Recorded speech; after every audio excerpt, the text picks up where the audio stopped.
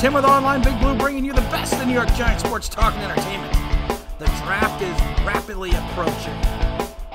Teams are preparing. The Giants are looking at all available options to them. Before we get into the draft and a couple things, I want to just kind of bounce around the league and maybe talk about a couple players that the Giants may have shown some interest in and some things that are happening, or maybe some possible trades. The first player is Yannick Ngakoue. Yannick. It's time for him just to go away and shut up.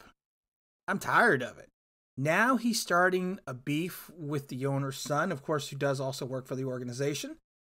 But you're starting a Twitter social media beef with this guy too? Yeah, we get it. You don't want to be in Jacksonville. You don't want to be a Jaguar. You think your talents are best suited for other cities and larger markets.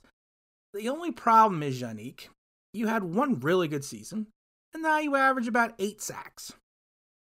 And I love how people talk about, well, he's had 4 forced fumbles and this, and then there was a touchdown in 2016.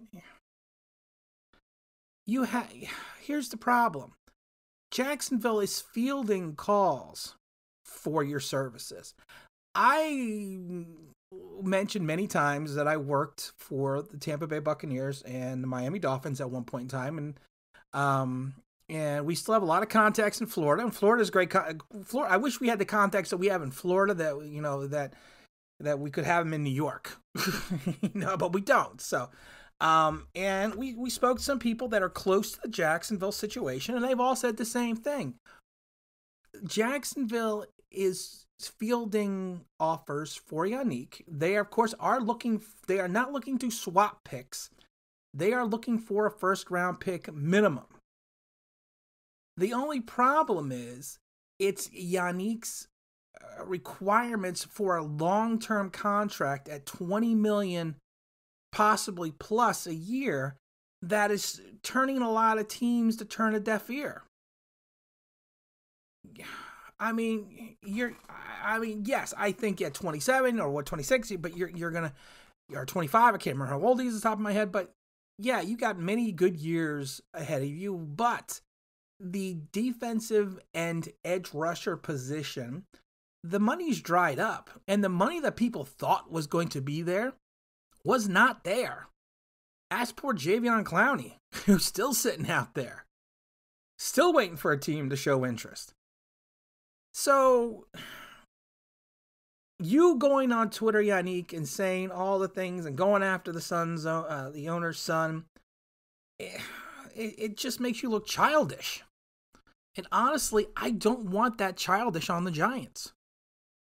What's going to happen with this guy if this is how he's handling the national media in Jacksonville? What happens when he gets to New York? And let's say we're 9 games into the season, the Giants are 3-6 and Yannick's got 2 sacks. How do you think he's going to handle the pressure of New York if he can't handle the pressure in Jacksonville? I mean, it's a joke. And then I laugh because then you think of the Leonard Williams situation. No one's trading for Yannick because of his $20 million salary demands. What the hell does Leonard Williams think he's going to get? He got poor Jadeveon Clowney sitting out there, like I said before, and Leonard Williams still thinks he's going to get like $15 million? Tagging Leonard Williams to me was always a mistake. But you know what? It is what it is, and hopefully we can work something out deal-wise with him. But right now, the Giants have the hammer with Leonard Williams.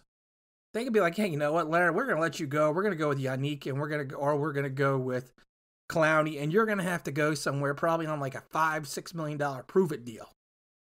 Because the money's gone. I mean, that's all there is to it. The money is gone. The money's dried up. The draft is here in 3 days. Now, another thing that I've been seeing quite a bit about is Evan Ingram. We are going to trade Evan Ingram to the 49ers. The 49ers are looking at Evan Ingram. Of course they're looking at Evan Ingram. Let's think about this for a second. He's been hurt how many years now? He's coming off another injury where I think he just got out of the walking boot.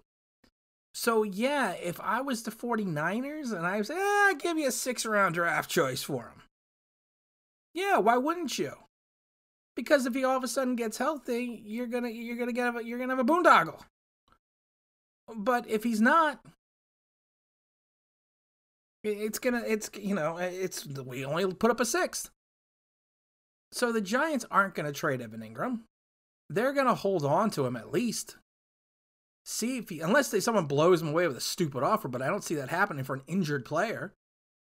I see what could potentially happen is that they look at Evan Ingram and say, let's if we are going to trade him, let's build up his intrinsic value during the season and trade him before the trade deadline.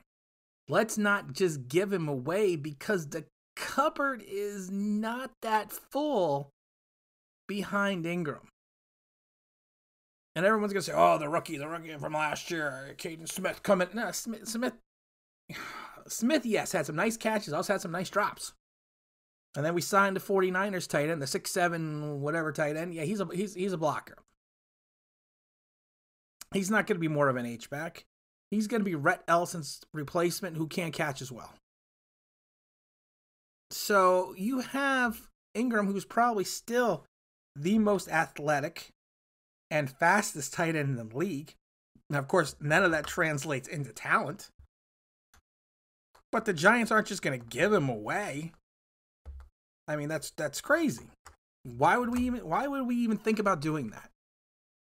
Then we get into, well, the Giants, did their due diligence looking at the duck. And it's like, yeah, okay, so we're looking at the quarterback. We're doing our due diligence. We're not gonna draft the duck. But you know what? During the offseason, you are going to look at all the players you could possibly look at. I mean, in the upcoming draft. Because you never know.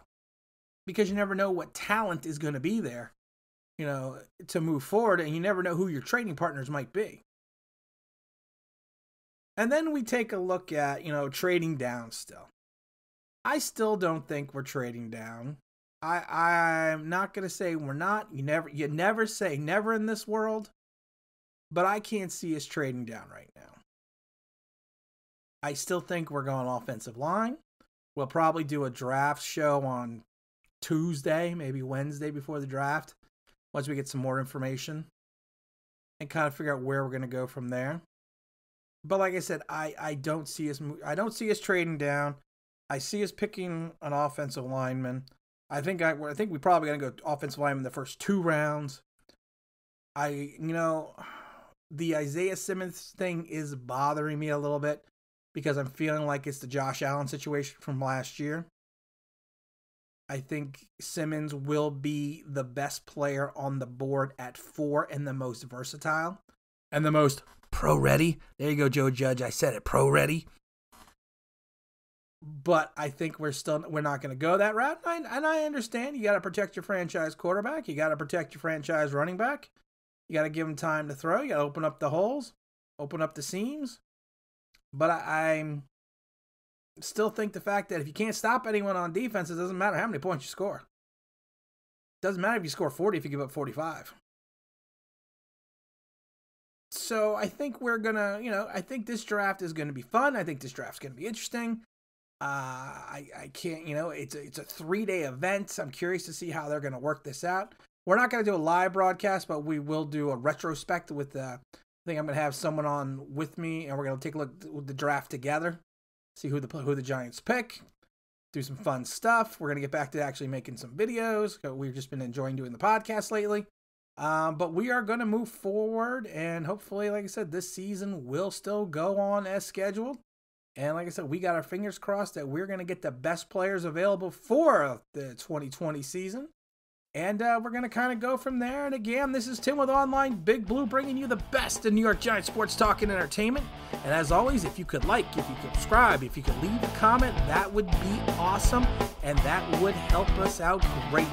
And again, this is Tim with Online Big Blue, bringing you the best in New York Giants sports talk and entertainment. And as always, we appreciate you watching and listening. Thanks.